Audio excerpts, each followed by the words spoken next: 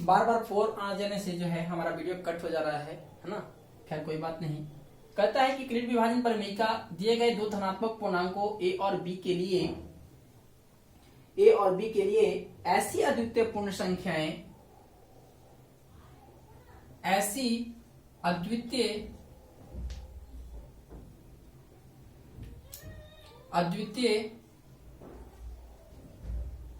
पूर्ण संख्याएं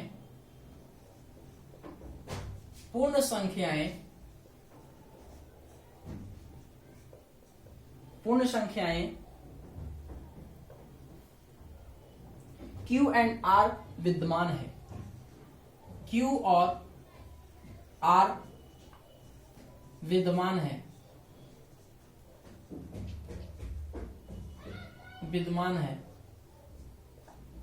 ना। कहने का मतलब है विद्यमान है कि A बराबर BQ प्लस R जहां पे 0 less than equal to R less than B होता है ना। यह हमारा पहला पॉइंट कहता है यूक्लिड विभाजन परिमेयिका के अंदर। कहा कि दिए गए दो धनात्मक पूर्णांक A और B के लिए, है ना, दिए गए दो धनात्मक पूर्णांक A और B के लिए ऐसी अद्वितीय पूर्ण संख्याएं Q और R विद्यमान है कि A बराबर BQ प्लस R जहां पे R का जो वैल्यू होता है 0 से बड़ा और बराबर होता है और B से छोटा होता है। अब कहने का मतलब है इसमें समझना है दो शब्द आते हैं, है ना। इसमें दो शब्द आ रहे हैं। कौन कौन आ रहे हैं पहले भी समझ लेते हैं। पहला तो आ रहा है कि धनात्मक पूर्णांक, पहला आ रहा है धनात्मक पूर्णांक और दूसरा क्या आ रहा है अद्वितीय पूर्ण संख्याएं, है ना। अद्वितीय पूर्ण संख्याएं, ये दो हमारे शब्द ऐसे आ रहे हैं जिसको हमको कंफ्यूजन में डाल दिया जा रहा है ना। इसको समझना अच्छे से। अगर ये आप समझ गए तो यूक्लिड विभाजन एल्गोरिथम के जितने भी क्वेश्चंस हैं वो आप सारे के सारे आप बना सकते हैं। ठीक है। कहता है कि दिए गए दो धनात्मक पूर्णांक, अब धनात्मक पूर्णांक ऐसे नहीं समझते, अभी एग्जांपल लेके समझते हैं। जैसे कि ले लेते हैं कि 3 को हम कितना से 70 को डिवाइड करते हैं, 3 को 70 से डिवाइड करते हैं। तो डिवाइड हमने किया तो 3 5 जा 3 5 जा 15, 5 बार में लगा, रिमाइंडर कितना बचा 2 बचा, यही बचा ना। अब यहां पे कहने का मतलब है कि यह जो हम बना रहे हैं वह तो हम लोग क्या लिखेंगे, यही लिखेंगे ना कि 17 equal to 3 into 5 plus 2, 3 into 5 plus 2, यही लिखेंगे ना। अब बात समझना है कि 17 बनाने के लिए 5 दिया 15 और 2 क्या कर दी ऐड कर दी तो 17 बना।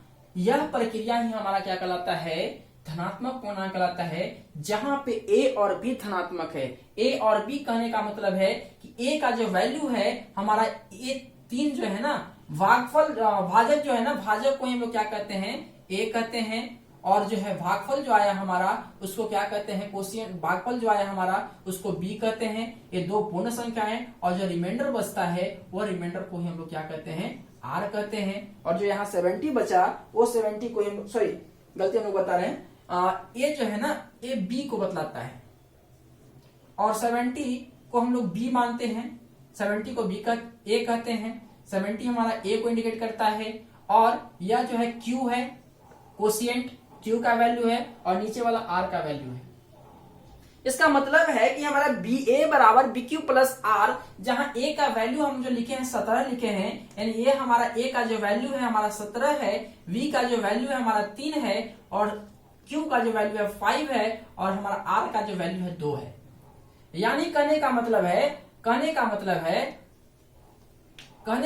यहाँ है कि A बराबर BQ प्लस R लिखा जा रहा है। A बराबर BQ प्लस R लिखा जा रहा है, यह लिखा जा रहा है ना। A बराबर BQ प्लस R लिखा जा रहा है, जहां पे देख रहे हैं कि R का जो वैल्यू है B से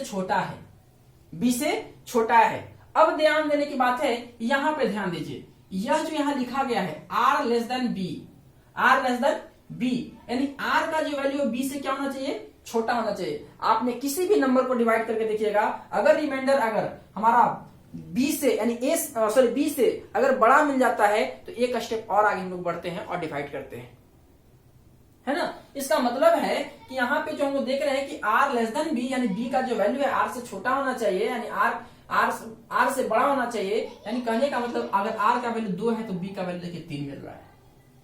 और अगला स्टेप में देखिए यहाँ जो ये पूरा दिया हुआ है, ये पूरा जो देखा जाए अब तो देखने के लिए मिल रहा है कि 0 less than equal to R, यानी आर का वैल्यू या तो आपको यहाँ जो लिखा हुआ है पूर्ण संख्याएं, तो पूर्ण संख्या कौन कौन होता है, 0 से शुरू होता है और लास्ट तक जहां चला जाए वो सारा का सारा पूर्ण संख्या कहलाता है, हमारा होल नंबर कहलाता है। यानी कहने का मतलब है कि रिमाइंडर जो होता है वो 0 भी हो सकता है ना, रिमाइंडर 0 भी हो सकता है। और क्यू हमारा जो कोशिएंट है, भागफल है, वो भी 0 मिलता है ना, कोशिएंट का भी मान जो है 0 होता है। अब कहने का मतलब कैसे आता है सर, वही बतला दीजिए, तो बतला देते हैं। जैसे एग्जाम्पल में ले लीजिए एक और कि 5 को 2 से डिवाइड दीजिए, 5 को 2 से डिवाइड दीजिए।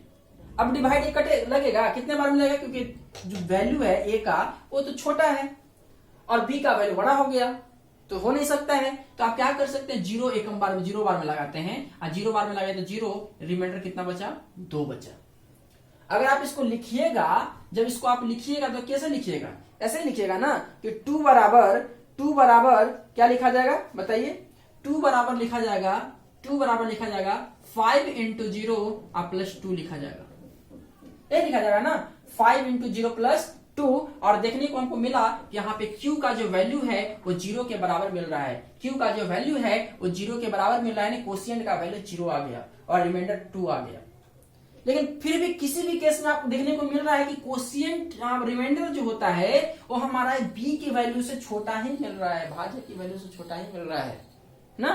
तो हमेशा ध्यान रखने की बात है कि जो यहाँ लिखा हुआ है 0 less than equal to R less than B, यानी आर का वैल्यू क्यू और आर जो यहाँ दिखा जा रहा है, क्यू और आर विद्यमान है, इसका मतलब है कि क्यू का वैल्यू और आर का वैल्यू हमेशा पूर्ण संख्या भी होता है ना। इसमें जो है बोलने की बात नहीं है, हमेशा ध्यान रखना, अगर कोई पूछे तो बताना है कि क्यू और आर पूर्ण है, मतलब कि 0 भी आता है, भागफल हमारा 0 भी मिलता है, कोशिएंट का मान 0 भी मिलता है, ठीक है ना।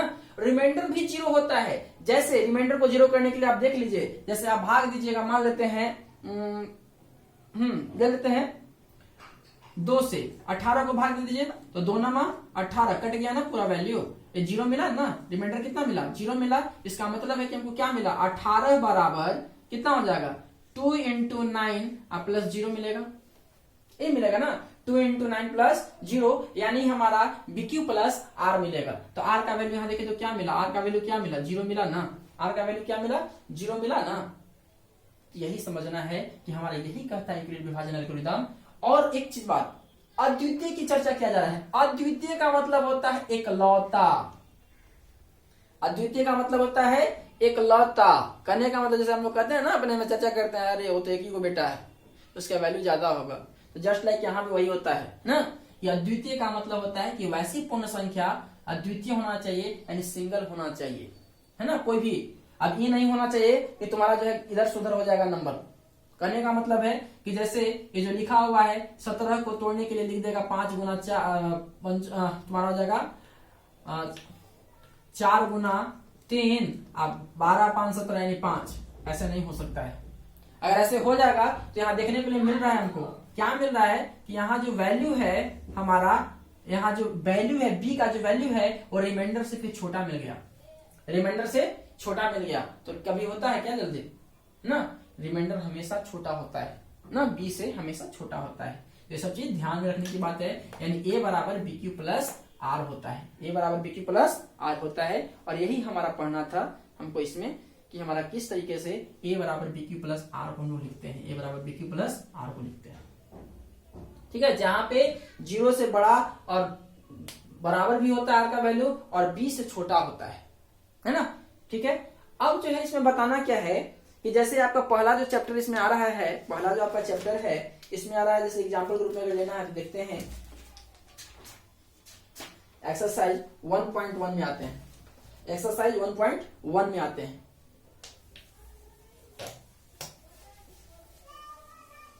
अब है आपका एक्सरसाइज 1.1,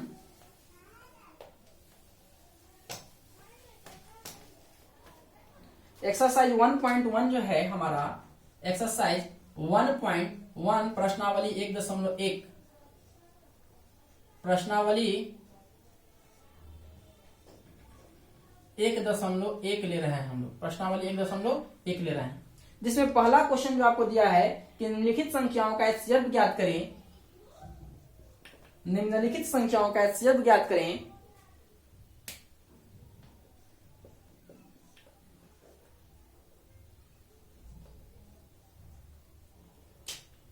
निम्नलिखित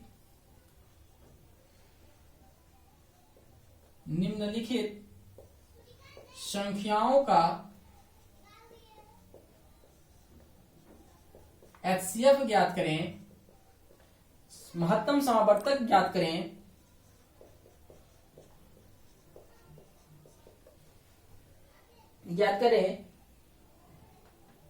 यूक्लिड विभाजन एल्गोरिथम का प्रयोग करके।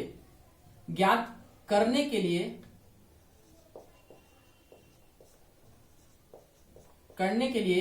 यूक्लिड विभाजन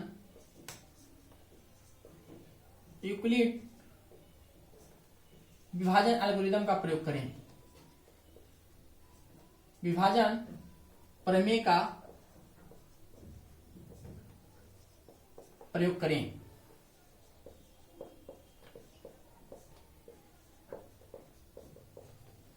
करें, जिसमें आपका पहला क्वेश्चन जो दिया हुआ है वह दिया हुआ है 135 और 225,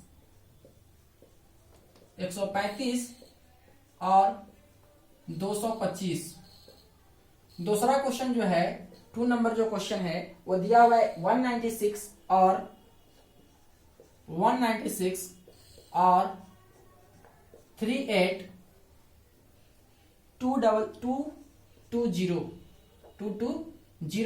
और थर्ड क्वेश्चन जो है दिया हुआ है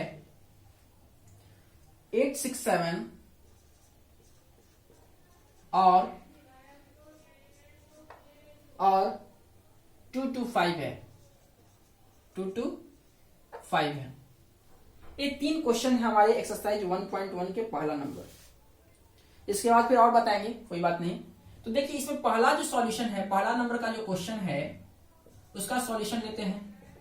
क्वेश्चन है 135 और 225 एंड 225 यानी 225। अब इसको हमको जो है 2 तरीके से हम बताते हैं। पहला, इसको हम लंबे विभाजन प्रक्रिया से और दूसरा यूक्लिड विभाजन एल्गोरिथम से, 2 तरीके से हम बताते हैं स्टेप बाय स्टेप। कहा क्या कि 135 को आप 225 में डिवाइड कर दीजिए। 1 एकम 1 लगाएंगे तो 135 कितना मिलेगा 0, ये बच गया आपका कितना 0 हो गया और 90 यानी 90 बच गया है ना 90। फिर 135 को डिवाइड करें कितने बार में 1 टर्म में, तो कितना हो जाएगा आपका 5 और 9 4 13 45, 45 को 90 से भाग देंगे, 45 गुना 90 कट गया, यानी हमारा वैल्यू 0 के बराबर आ गया। यानी यही ना हमारा एचसीएफ कहलाता है। जो वैल्यू लास्ट में बचता है वही एचसीएफ कहलाता है। और देखने के लिए मिल रहा है, पहला स्टेप यह मिला, सेकेंड स्टेप ये मिला, थर्ड स्टेप ये मिला। अब हम देखते हैं कि इसी को लिखेंगे यूक्लिड विभाजन एल्गोरिथम के थ्रू, तो कैसे बनेगा, इसी का प्रयोग करेंगे सेकंड टाइप में। तो सेकंड टाइप हमारा यह कहता है कि इसी मेथड से बनाना है आपका क्वेश्चन। ये आपका हम जो है बताए लंबे विभाजन प्रक्रिया के द्वारा, लेकिन लंबे विभाजन प्रक्रिया के द्वारा नहीं बनाना है, आपको बनाना है इस मेथड से, सेकंड टाइप से। सेकंड टाइप कहा आपका कि यूक्लिड विभाजन एल्गोरिथम यानी स्टेप बाय स्टेप चरण 1 करके बनाइए। चरण 1 करके बनाइएगा आप तो देगा आपका क्या, चरण 1 करके हम बनाएंगे तो कहता है कि 225 बराबर होता है कितने के 135। पहला प्रक्रिया जो आपको बताया 135, जो पहला प्रक्रिया यही है ना 135 गुना 1 आप प्लस रिमाइंडर कितना बचा 90 बचा, रिमाइंडर कितना बचा 90 बचा। ये हमारा बचा पहला प्रक्रिया। सेकंड चरण कहता है, सेकंड जो चरण कहता है वह कहा कि 135 को कितना से तोड़ना है, तो 90 गुना 1 आप प्लस कितना रिमाइंडर बचा, तो 45 बचा था ना, यहाँ पे हो गया। अगला जो स्टेप है थर्ड नंबर स्टेप है हमारा 90 इक्वल्स टू 45 इंटू 1 आप प्लस 0, सॉरी 45 इंटू 2 है ना 2 आप प्लस 0। और यही हमारा HCF है ना, तो नीचे लास्ट में लिखते हैं कि अतः HCF इक्वल टू 45, अतः महत्तम समावर्तक इक्वल टू 45। यानी दो संख्याओं का HCF जो हमारा मिला 135 और 225 का जो HCF मिला हमारा 45 होता है, और यही हमारा जो है यूक्लिड विभाजन प्रमेय का है ना। यही क्वेश्चन से पूछा है कि यूक्लिड विभाजन एल्गोरिदम का यूक्लिड विभाजन एल्गोरिदम का रिथम का प्रयोग करके जो है क्वेश्चन को बनाना है, और जिसका HCF हमारा 45 मिला,